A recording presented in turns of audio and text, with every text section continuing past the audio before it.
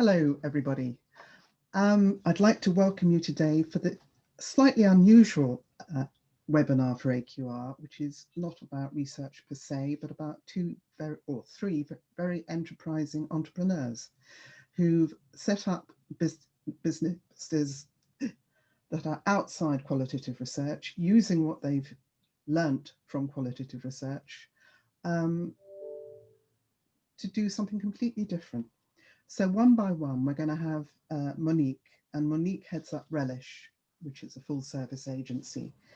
And she has developed a face mask called Curb, and she will tell you all about it.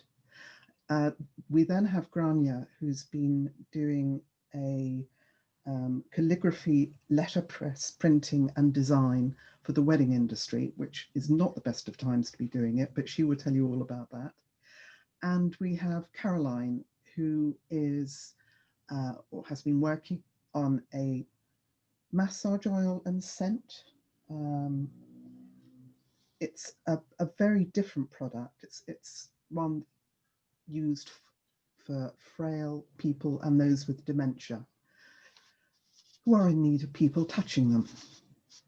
So if I can go to you one by one, maybe you could just tell us a bit more about yourselves and the product that you are doing. And firstly, go to Monique, if that's all right. Monique is in New Zealand, by the way. So she's benefiting from lovely lighting. Evening night lighting, exactly. Thank you, Luella, for that. So for me, my product is Curb Mask, and it started at very late April. And I'm a member of a group called the Supper Club, and one of our fellow members was looking for a designer for a face mask. And my son is a fashion designer, so I put them in contact. He then started talking about consumer insights needed to find out people's attitudes to masks. And at that point, I started helping him out with his strategy. And there was that moment when I said, hang on, I'm doing a lot, which is outside of the straight research. I'd like to be actually involved in the brand and the product and the development of the product. And so he and I worked very closely in developing Curb and bringing it to market. And behind all of this was really the backdrop of the research and the insights that Relish and the team did to develop the brand. Lovely. Grania, can you tell us a bit more about your end? Lovely, thank you. I run a wedding stationery and calligraphy business called Ink and Paper, and essentially the reason for doing this was my background originally was in graphic design, and I found that while I loved, I guess, sort of the meatier, more sort of thinky side of being in the research industry, I was missing the creativity, which has always been a big part of my life. And letterpress particularly, it's a very traditional and very sort of methodical way of printing. So I actually sort of essentially went back to, I guess, doing what I originally trained in. And I think in terms of coming from the research perspective, having worked on so many new product launches and so many different brand strategies, it really helped in knowing what I needed to think about in setting up a new brand. And at the time I set up, this was pre-COVID, so the wedding industry was absolutely in boom. And then obviously subsequently in the last I guess sort of 10 months, it's been a little bit more challenging, but it is certainly a wonderful combination of being able to keep the research arm and research side of what I do, keeping that sort of more strategic thinking side going, while still being able to scratch that creative itch and keep actually a heritage printing method. There are only 200 letterpress printers left in the UK at the moment. So being able to do something wonderfully creative and keeping a heritage craft alive, whilst also keeping a more strategic part of my brain going. I'm very envious of the machine behind you. I know. Caroline, would you like to take us through your story? Yeah, so our story has probably got a bit of a longer burn. We thought of this a little while ago and we're sort of deep in doing it last year.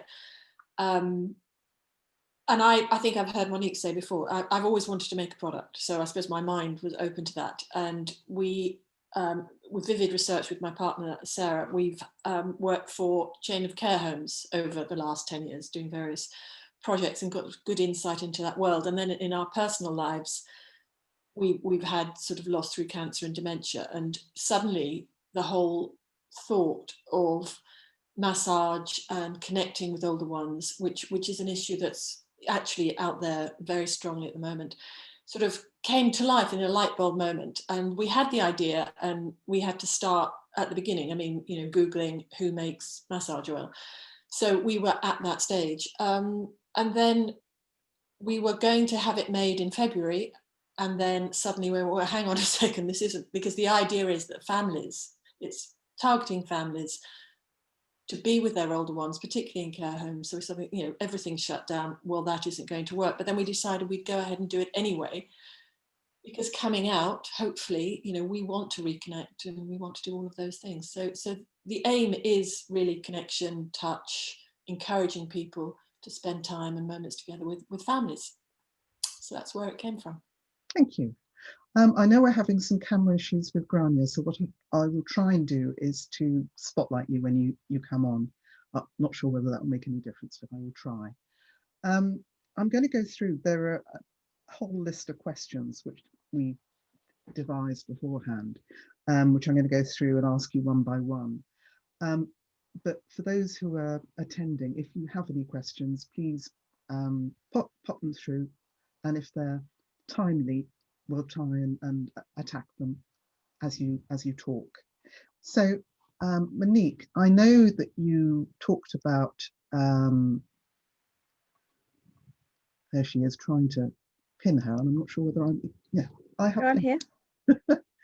I know we talked about what the spark was for this venture, and you said it was a talk at the supper club, but had you actually considered any others products, or was this the first one? And was the spark the unique push? No, I hadn't considered them for myself, but sometimes we've had smaller brands come to us as an insight agency, and I've thought, God, I'd love to do that, or I'd love to be more involved than just, and it's not the just, but more involved than just saying how consumers could respond to it, but having lots of ideas.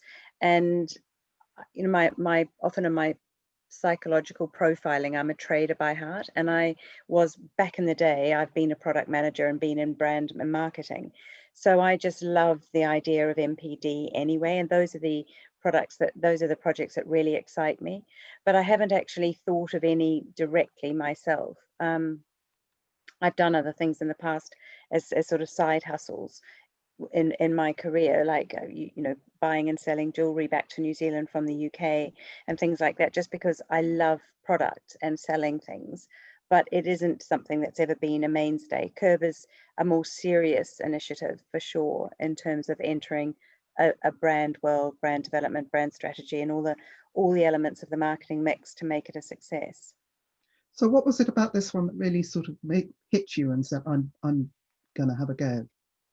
I think consumer need and a sense of demand, and there was a real concern at about June or July that it was all going to go away and we were too late to market, because anything you do just can't happen overnight. And finding, you know, our single biggest hurdle was finding a supplier to actually make our product and what we wanted. And then we had about 4 or 5, maybe more prototypes that we just weren't happy with. And my son, who's the fashion designer, sort of has got a slightly bigger gap there, so that if you put our mask on, your lipstick doesn't smudge, and it means you can breathe more easily and talk more easily. So getting that design that was a point of difference was really important, not just a similar one. And and now the biggest hurdle is actually the digital marketing, because we are often thwarted because of legislation with Facebook, Instagram, and even being on Amazon, because they're very sensitive about what they allow new brands to do and say. And they're very concerned about price gouging. They're very concerned about COVIDpreneurs fleecing people. So they'd rather not carry your ads than investigate that actually you are a bona fide brand with a really good product. It's easier to say no. Thank you. Grania, I will attempt to pin you. I'm interested in obviously you were researching, you were being a quali, or you being a quanti and a quali. What was the real push to do what you're doing as well? And what were the main challenges? I think for me, it was very much wanting to scratch that creative itch again. And I had done a number of things in the years running up to setting up Ink and Paper. I'd done calligraphy workshop, which actually ended up taking part in calligraphy workshops, which obviously ended up becoming part of my brand. I looked at floristry again because I was doing something creative and creating beautiful things. And then the actual moment was taking part in a letterpress workshop, which was a eureka moment, reminding me how much I had loved it and how passionate I had been about it. And I hadn't pursued it as a career option when I graduated, because I think the earning potential, there wasn't the surge in heritage crafts that there is these days. I think the earning potential I had at graduation, which wasn't likely to go up, with about 12k, which in London isn't really going to get you very far.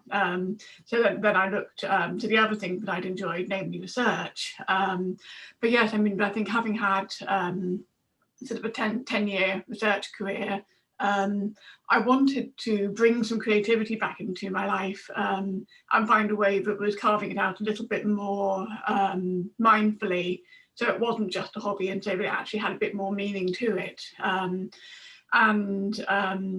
Certainly it being a whole new industry that I had no experience in. I mean, I got married 8 years ago. I designed my own wedding invitations, and I made a great big point at the time of not wanting to engage with any wedding industry because of the whole everything's going to cost 10 times more. But then subsequently, I now find myself working in it, surrounded by a great deal of hugely talented creatives.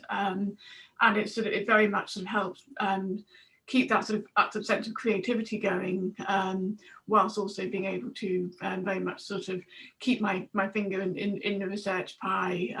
I love seeing I find a lot of inspiration also in seeing what the bigger brands are doing, where they do have those more multi-million pound advertising and marketing strategies, to see what I can take from those and what I can therefore bring on a much smaller scale into my own brands. Thank you. And Caroline, what would you like to tell us? What was the main thing that sparked this desire, and what have been the main challenges so far?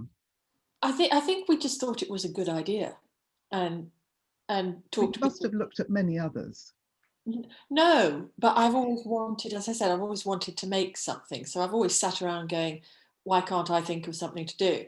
And then I have had ideas. I thought of pedals that you could flatten down so you could hang your bike in the hall without, and everybody said that's a really stupid idea. I still think it's genius, but there we go. The flattened in.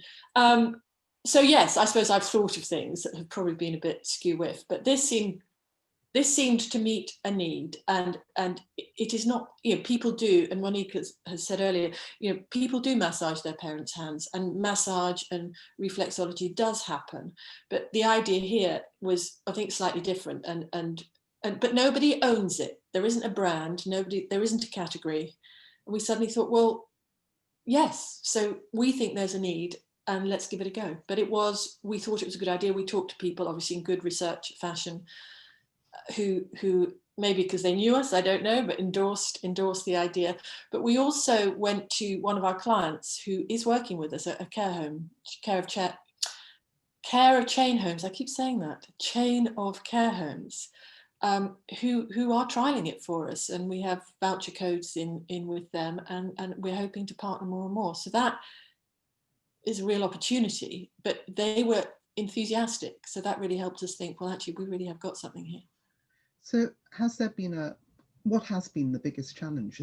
Is it getting it into care homes, the manufacturing, the pricing? What?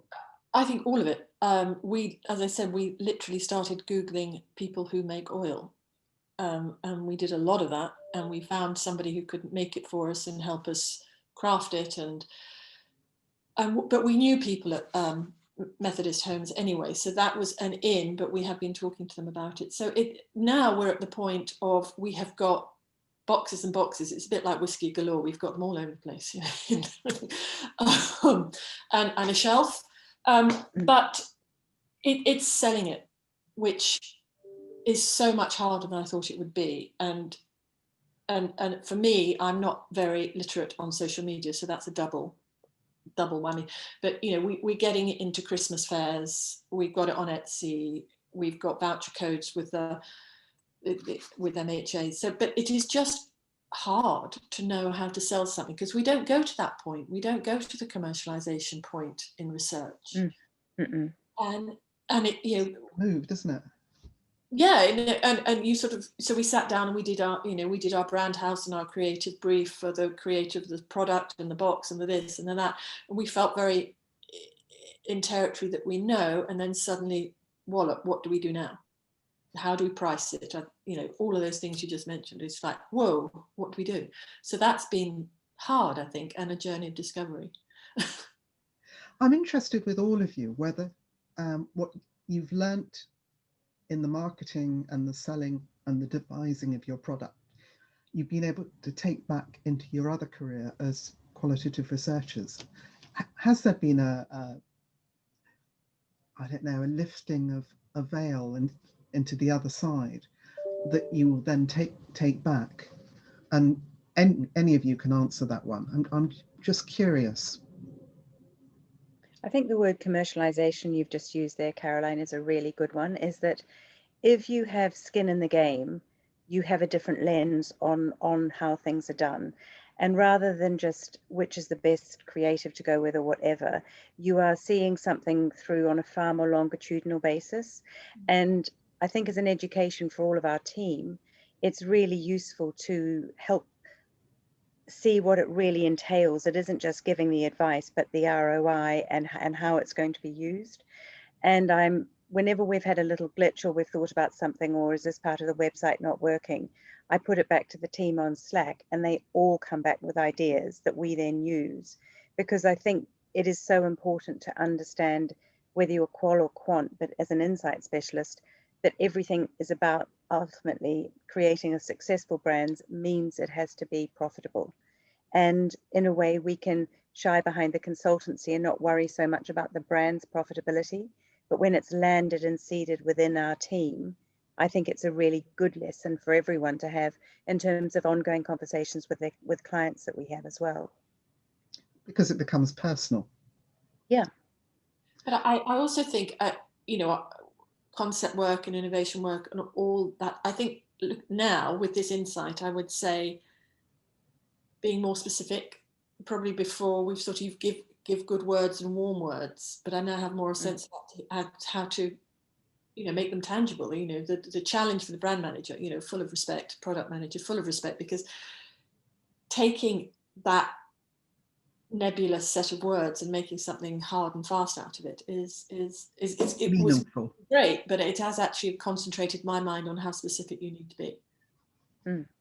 Yes, and I find for me it's very much it's in having launched my own brand and working towards that sense of what is my advertising, what is my messaging. We so often see only a tiny snapshot of that whole marketing process in our research career with a very specific brief which focuses on a very specific problem. And I think it's certainly made me challenge the wider brief a lot more and go, okay, so this is the problem that you come to me with as a researcher.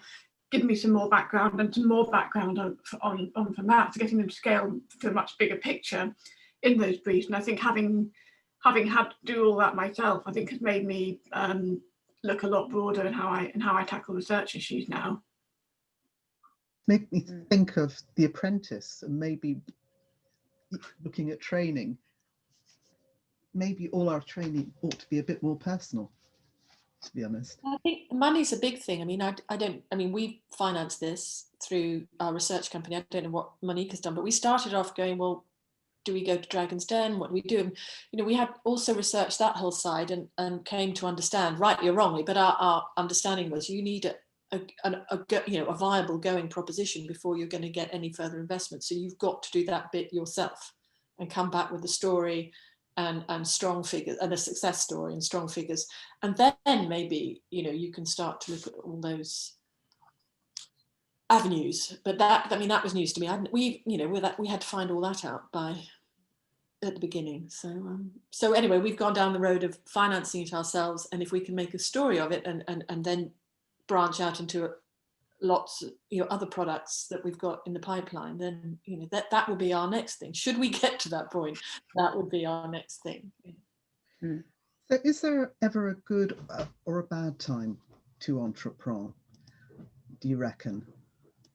Now it's actually a surprisingly good time. You reckon? I think the number of brands that launch in a time of crisis, be it a pandemic, be it going into a recession, I think there's something about that sort of the world in blush, but it can often focus the mind. I think, I mean, I was quite lucky in that I launched a couple of years back, and having obviously going into a pandemic, it is very much sort of, it made me have to pivot within my own side hustle. But I think in terms of a time to actually do the back work and to do sort of the background thinking, now at a fantastic time to seize the opportunity. And that's certainly from where I come from with mine. And I think Caroline will also agree. We know that what we're doing, the work we are doing now, will safeguard us and put us in a really good position for when things start to open up a bit more.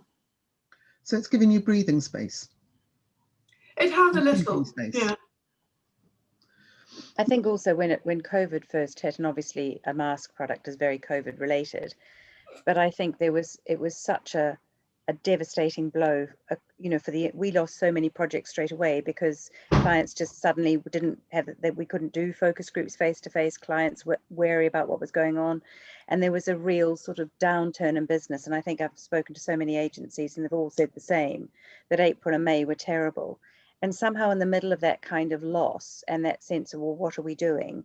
And a sense of business going away, to start something is about hope and optimism. And it also spurs you forward to be positive and to drive growth rather than just sort of wailing about, well, what are we going to do about it? And, there are two, and really Curb is being funded by me and my business partner, but I'm, at the same time, I was very aware of the fact, well, we're all there isn't the workload from Relish. What can we do? And what can I do? And use this time to be creative, because otherwise I think there's a lot of gnashing of teeth. And it just felt like a really positive thing to do, and I found I was busier than ever because I was speaking to clients who were not working on the projects that we did have and developing this at the same time. But just that need to have the drive for the team and that sense of optimism that good things can come out of this. And, what better time to create when everything else seems to be going to custard? It's a positive thing, I think. Really pleased to see the last couple of months, the business has turned around enormously. But there is always, if you're developing something and creating, it does have a sense of optimism, I think. What do you reckon, Caroline? I think like Monique, I mean, we obviously went quiet at the beginning of lockdown, and we had this to do, which was uplifting, but we also had the time to think about it and to find the photographer and to do, all that side of things that we then fortunately or unfortunately had more time to focus on it. Because I think there's a question about how have you fitted it in with your research, and I think the simple answer was in April and May we weren't. But now, because it's got a bit of a momentum, but it is a discipline to sort of say, right, today we need to focus on this, otherwise we're just going to let it drift because we're busy on other things. And that I think is an issue at the moment that we've got to work hard at. We've been talking about how the experience has impacted on research, but how has your experience in research impacted on what you're doing? Has it made it any easier? Have you found, oh, I can do that because I've got background in this and that? What difference has it made? And since I've got you, Caroline, I'll ask you.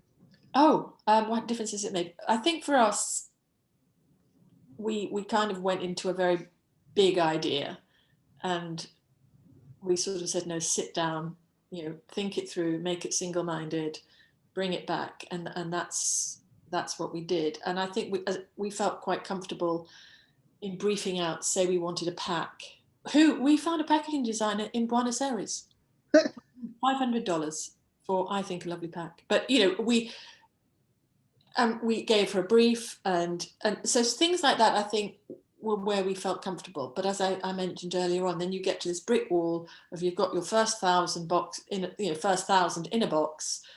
What do we do now? So we're learning at that level. So yes. So what I could was it take back running anyway. So we felt comfortable in the with brief. the concept, with bringing the concept to life. That felt like home territory. And then It's the next stage. What about you, Grania?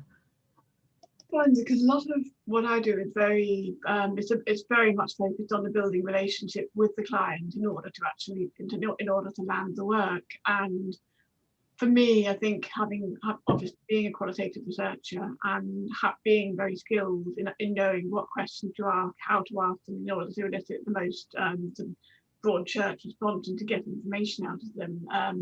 I've found that a lot of my sort of qualitative moderating skills have been incredibly useful in having those client conversations to get them to build trust, get them to open up to me, to get them to tell me what I need to know without seeming too pushy on it as well. So I found that to be a tremendous asset. And likewise, similar to Caroline, obviously, in being very well versed in writing and responding to briefs, being able to then put that out to suppliers. For me, sourcing different paper stocks, even in terms of writing good quality copy to advertise the product, I know that I need to think about what it means for the customer, to move it away from what I do and instead to talk about what I can do for them. I think all of those skills have been a hugely valuable asset in helping me to actually give my side hustle the best chance they can. What about you, Monique?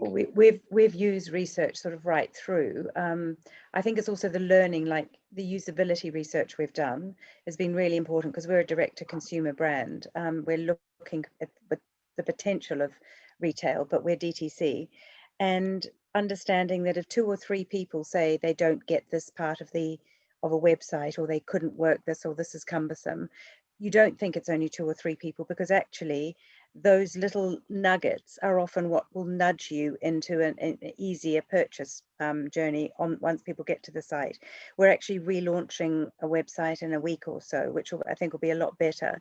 And even learning about, but I wasn't aware of before, of the differences between the 3 main e-commerce websites, Shopify, Shopwired and WooCommerce, and we're moving from Shopwired to WooCommerce, and there are huge differences. But again, you don't know those things until you actually start owning a brand and working with them and understanding those things. And that I think is also really useful to have a conversation one day with a client. And I just think it means that everything we do is far more framed in the reality of branding. We also did online net rep samples, and they helped choose which of the designs that were available to use in terms of fabric. So that was great. And also finding out little facts, like at the beginning, it's gone down slightly, but at the beginning, it started off being 75%. It went down to 68% of people saying, well, if my employer wants me to come back to work, I would expect them to also just gift me with a proper face mask. And I think that was really interesting, that if you want me to get on a tube and come into work, you should be, it's almost like protective clothing without it being necessarily PPE standard. But, you know, that's quite a powerful story to go to B2B sales, which is what we need to start working on quite hard right now. So those little nuggets that you get are important, and learning about those through research have been really useful. So I've been it's almost poacher turn gamekeeper, you know, in terms of, if we've always been doing it for other people, we now need to just do those. And we've advocated the importance of research and customer insight, and to actually use it ourselves to help drive the strategy behind Curb has been really valuable. I think our main plan was we started out very much basing our approach on doing events in care homes, getting in, having events, you know, teaching families how to do it. And obviously all of that had to stop, but we are getting feedback from people who are using it within homes, and that is massively helpful to us as well. So our plan was always to get in, do it, share it at events, get feedback, use that, but obviously that changed completely. So that's very much become about the power of the case study, hasn't it? What's been the aspect of your different projects that you've enjoyed the most as a matter of interest? Is it actually been poacher turned gamekeeper, or t'other way around, or another aspect of it? I think seeing a brand actually go from an idea to and all those elements coming together, and like we actually unlike the Buenos Aires example, we went to a designer who designed all of Simba Sleep's range. So we went the other way, which was to use a proper and expensive designer to make sure we were getting that right. And then to get a packaging which is heat sealed with all the information on the back and just looks really cool. And when it all came together, and the brand name and then the product, and the fact we put a caddy in all of ours, because I saw people dropping masks or hanging them over their wrists or putting them on the car, thinking, what can we keep it in? So always those nudges about what makes us different and better than other brands out there. And putting all those things together and seeing it when it first came together, it was really exciting to say, God, we've done this. And, it might have felt like a long time, but it isn't really. It's sort of 7 weeks, which is pretty good going. Yeah. And then having it on the market, it was pretty impressive. And that was a real buzz. And I love it now when things are sold, because I've got it on my phone and you hear ting, ting, ting, and it's a sale going through and you go, yes, someone's buying my product. It's really exciting. Like a call center where they sort of get up and go, yes. Yes. Yeah. We're not ringing a bell every time, but it is like that.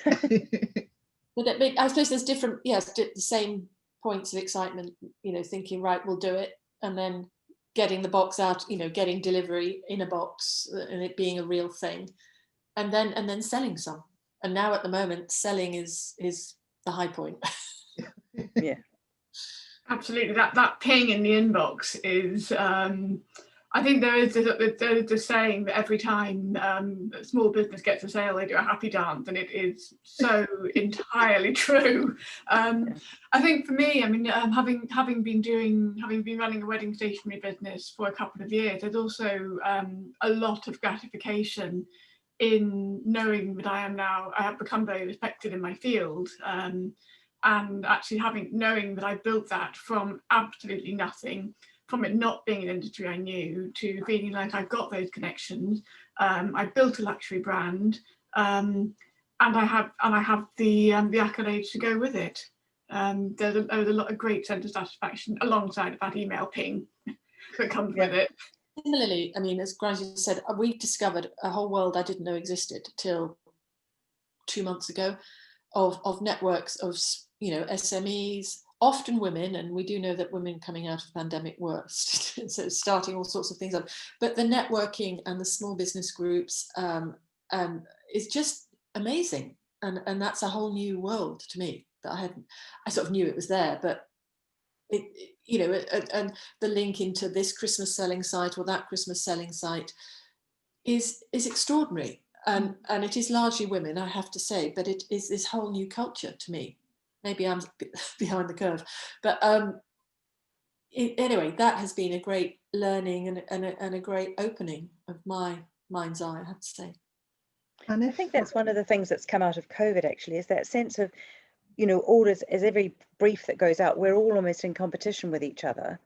And I think with COVID, suddenly I find myself talking to people that are sort of heads of other agencies that I would know, but never really had conversations with. But now we talk really candidly about how our businesses are going. But then I was really overwhelmed when we first launched Curb about people offering really serious, reams of advice or emails of advice, or, doing second orders, and just being so grateful for the general warmth and kindness people have, because just like I'm sure we all feel, people want other people to do well. There's no sense of competition or envy. It's what can we do to help those people do better. And obviously we've done it for our friends and their brands and stuff like that, but it's really lovely, and it's a really another positive thing, almost as exciting as the ping of an order, when you realize how great people are at helping you along the way. Would you give any tips, or what are your 3 top tips for would-be entrepreneurs who might be watching? Any of you? I wrote them down. You Mine was good, feel the fear. Caroline's done her homework. Somebody's going to ask me that, and I won't have them in front of it. So I thought, feel the fear and do it anyway. Get help, which we have had some help with PR, with design. We've researched it. We've reached out to people. So I think, yeah, that's sort of get help. What about you, Grania? I think very similar actually. I mean, your network is your biggest asset, and and fostering that sense of community within, be it in your research industry or be it in the industry that you're working in, the part of your side hustle, your competition can very much become your allies. And I've certainly got a little network of both calligraphers and wedding stationers, and we all pool together for advice. We also shout out the occasional, have you had this really weird brief you seem to be doing the houses? But yes, I mean, having that sense of community and support is invaluable in actually sort of launching something, because I think particularly when you do launch your own business, you are on your own. You don't have that support of your office colleagues. You are your SEO manager, your marketing manager, your research team, your web designer. You are all of those hats all at once. So having people that get you and get where you're coming from is invaluable. But as Monique was saying, I mean, you're talking to heads of other agencies, I think through AQR and through research in general. I mean, we've seen a whole load of collaboration over COVID that I think has been invaluable to a lot of people. And I think research is more collegiate than many, but, you know, I think I found it's terribly important in this new idea as well. So, I don't think it's 3, but I think you have to really believe in yourself that actually you can do it as much as anyone else can do it. But you also have to believe hugely in your product. And it has to be true and authentic. And the moment you feel, you know, I just couldn't do anything that I thought was snake oil or whatever. So, but you also need to have the confidence to do it. And, you know, our experiences within research and insight, and that's sort of the terra firma. And it can feel like, but have I got the authority to do this or the ability to do it? And does it feel really weird? And are people going to think, what the hell is she doing a product? But actually, you have to believe in yourself and say, well, why shouldn't I? I've got loads of experience across loads of different brands. And why wouldn't I be able to do it and make a success of it? And you have to be willing to work bloody hard as well, actually. That's the other thing. I think that goes without saying. And if you were to do it again, would you do anything differently? And if so, what? I would probably have spent a little bit more time building up the brand before jumping headfirst into it. I think there was an interesting question posted, which was, I'd love to start something on the side, but concerned about how juggling it versus the ongoing work. And I think it is very much about sort of carving out that time and saying, okay, my research work is, be it 9 to 5, Monday to Friday, or maybe you might be working a 4-day week, but making sure that you are very clear on the boundaries that you set for your time. I think certainly for me, it really focused how much time and how effectively I worked in my research career, because I knew that I needed to have this pocket of time to work on a side hustle. But if I were to do it again, I probably would spend a little bit more time gradually building up to launch. So at the point I did launch, I felt that it was a much more polished offering that I was putting out there. There is obviously the argument that done is better than perfect, but sometimes it does help to be a little bit closer to perfect. We have had a question come in which we'll address afterwards, but just first, have either of you got any feedback on, would you do anything differently? Either Caroline. I think we focused only on the UK market, because obviously that's where we are. And when we heard about what was happening in New Zealand, and we immediately sort of got a range together and got it down to New Zealand, and it actually outsold the UK. It was that realization that we should have maybe looked at other markets, and we're going into Australia in a week or so. But it just feels that sometimes we've been a bit slow to have the confidence to do that. And I think that would be one thing, is just being a little bit more proactive.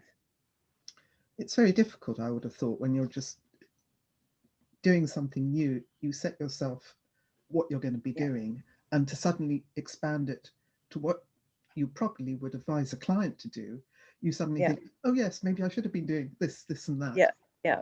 And when my sister went in when I just was here, and I had to go into quarantine for 2 weeks, which is what everyone has to do when they come to New Zealand now. And I needed a SIM card, and she went into Spark, which is one of the main networks over here. And both the guys in the Spark office were wearing curb masks, and she took photos of them. I put them on our Instagram, and she said, how come we got them? And the guy said, oh, these are really cool. And I got my friend to get one as well.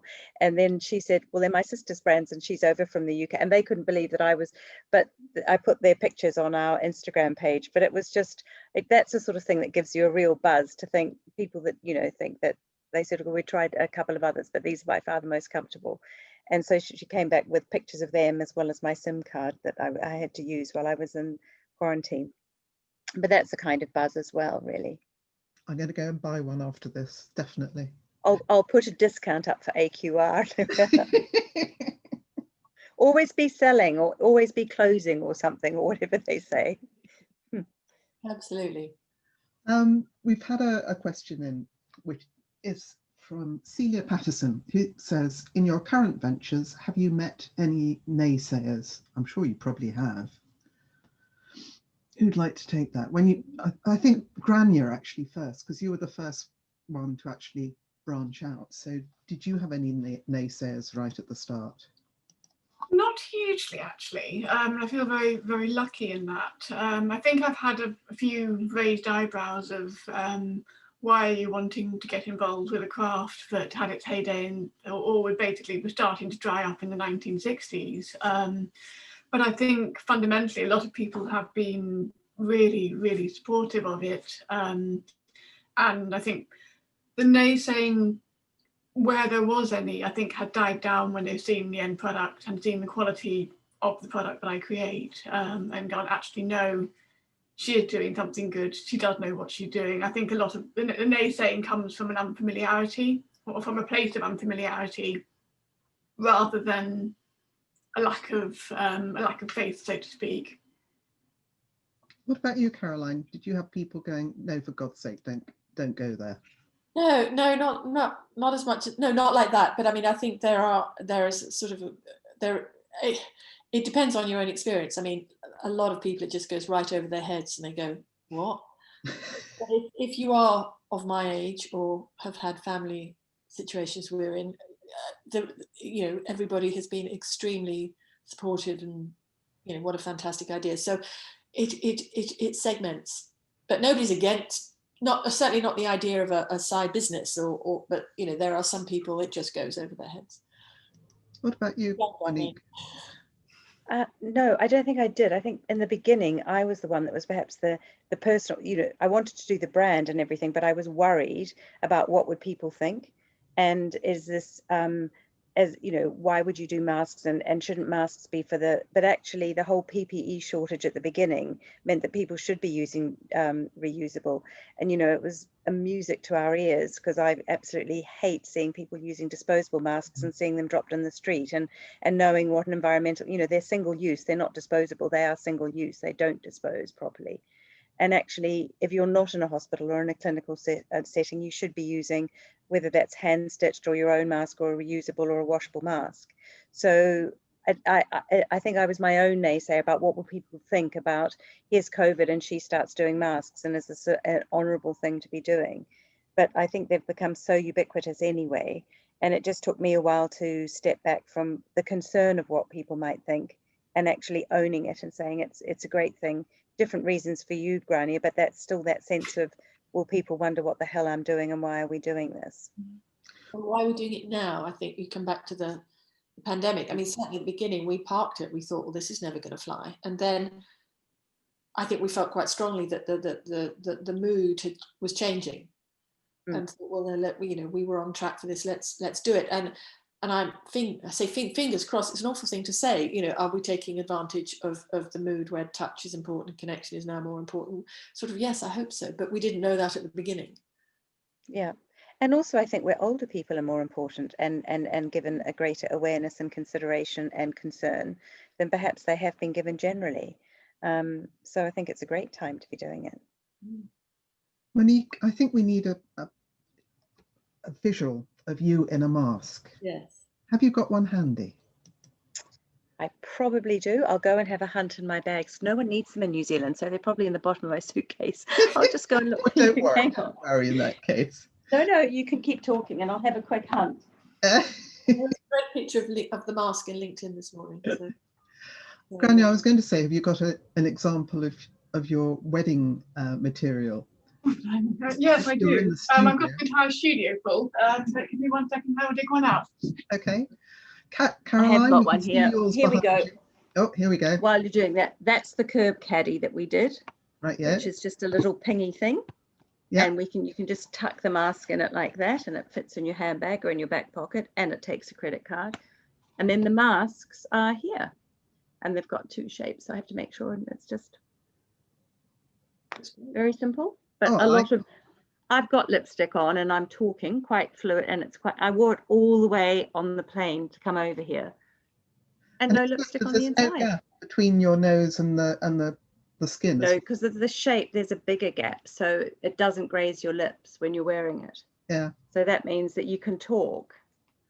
And I did, and it's just comfortable. I had to wear it for 26 hours non-stop on the plane. Oh. But that's one of the patterns, but we've got quite a few patterns. So that's a curb. Thank you. Okay, Grania, you're on. Okay. So here we have some letterpress stationery, and I don't know if you can see, but it's very, very tactile, and you can see how the press pushes the ink. Oh, I love it. Yeah. Oh, lovely. Is it raised? Yeah, it's the opposite. It's debossed in, so instead of being raised text, it's pushed right in. But basically, because when you have a printing plate, the plate is basically raised text, which pushes into the paper and leaves that very, very, very beautiful tactile printing effect.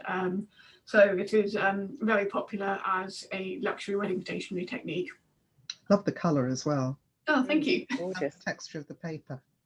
Caroline, you can put forward your the box of it's called Serenity. Sense is the brand. Serenity is massage serum, which we call the serum rather than oil because it glides. And we can do a voucher code. we can have an AQR voucher code. I mean, so the design is, we've got one thing at the moment, and we do have other things in the pipeline, but we didn't want it to be, we wanted it to be classy, not old. We're talking to people it's lovely. age, younger, and the brief was very much about it being attractive to look at, not old, not joyous in lots of ways. So that's it. And then we have oil, pump action oil. Oh, that's lovely. I wonder, well, I'll chat later, Caroline. I just wonder about your use of the word touch before, because I think maybe touch, because sometimes a massage feels like it's a long thing, and actually this could just be like a touch serum or something, because I think touch and sensorial, whereas massage is sometimes for some people seen as more sexy than sensorial, and also maybe something that you have a massage which is like an hour rather than just something you could do.